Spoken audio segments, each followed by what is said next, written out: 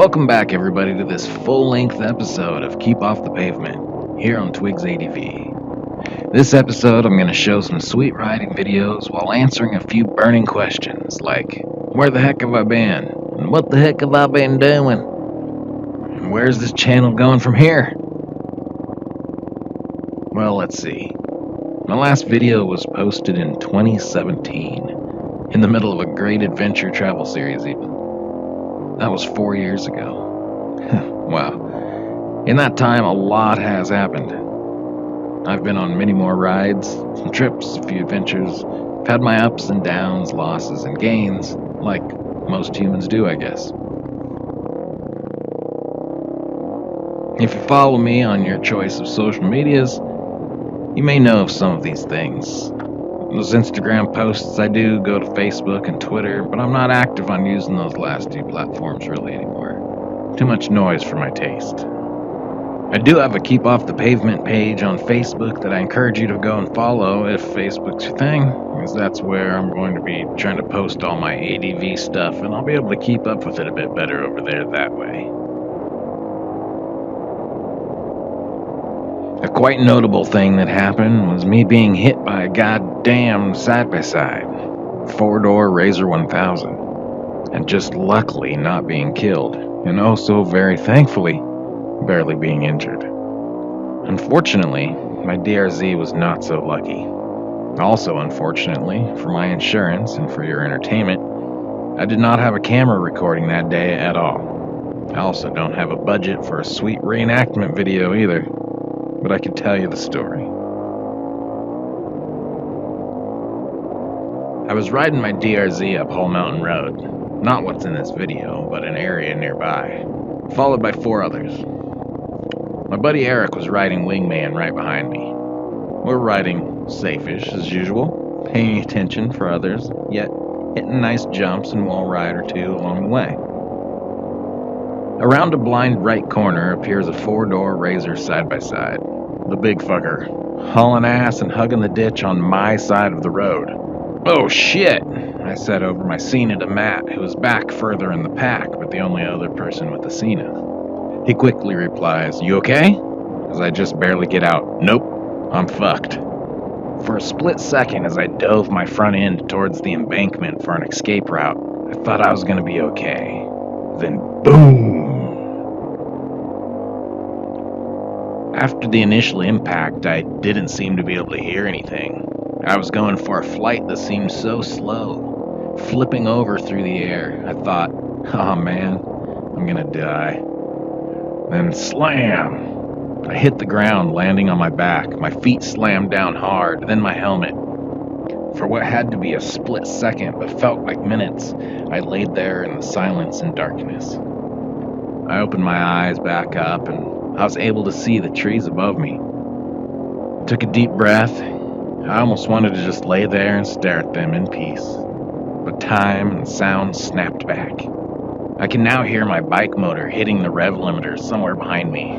I didn't know if I was injured, but I stumbled out of the roadway to not get hit by anything else that was coming. I asked my buddy Eric to grab my bike, and he was already on it.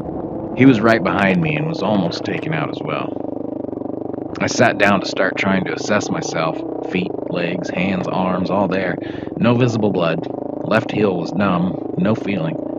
The driver of the Razor is screaming at one of the riders that was behind me, pressing him up the road. Very aggressive, and I would say out of control for someone who almost killed another person. As much as I hated that guy at the moment, though, I didn't need a fight. I needed to check my bones. Head and neck both okay. My heel that slammed the ground the hardest was in pain, but felt okay. Nothing seemed broken on me, but my bike was less lucky. It was not getting down the mountain on its own efforts.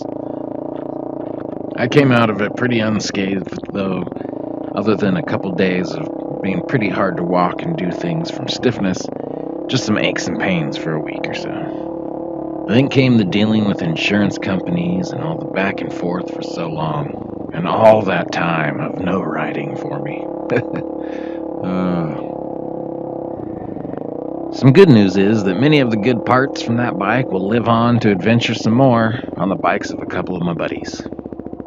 And in the end, I was able to get myself another bike, a 2009 Husqvarna TE450. It's not brand new. I'll probably never have a new bike.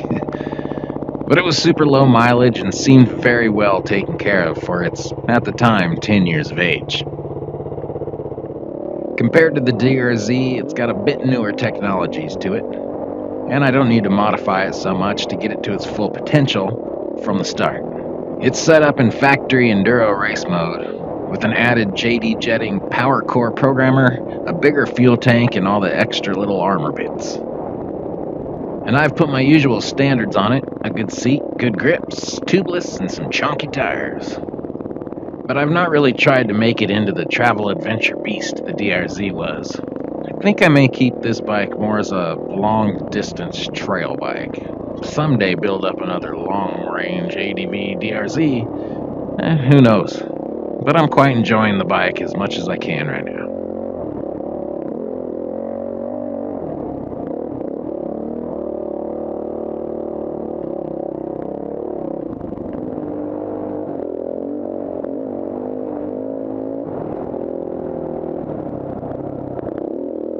One of the crazy things was all the insane fires that happened around us here in NorCal a couple of years in a row, and many other places too.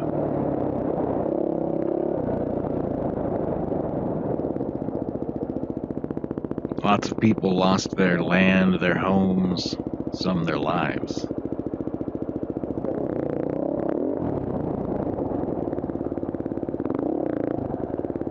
And not to make light of any of those, but after that, most of the areas we had to ride were closed.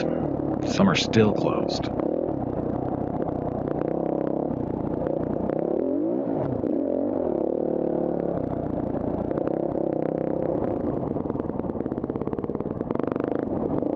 As well as riding, I've been doing as much farming and raising chickens for eggs as I can in our smallish backyard. And that takes us almost up to now. Well, right before COVID, when most people had a whole lot of nothing to do. My wife got to work from home, and I got myself addicted to VR games. We had been trying to buy some land and move into the country, have ourselves a nice little homestead spot. But then the vid hit, and well, as you know, everything sort of stopped. We didn't get to travel and check out places like we planned, and once we started to look back at the area we're really hoping to move to, much of it was all bought up or skyrocketing in price. So yeah, here we are still, Hotel California.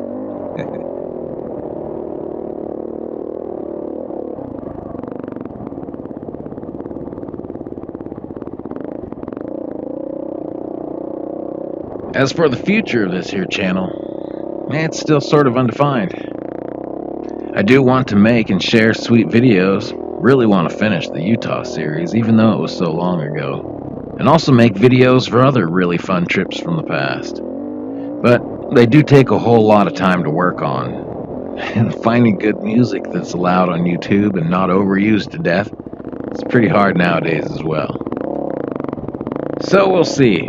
I will probably post some raw trail videos without voiceovers, music, or any story being told, as well as spend some time on more produced videos every now and then, whenever I get the urge. I have many terabytes of video, so there has to be a few things entertaining in there somewhere to someone.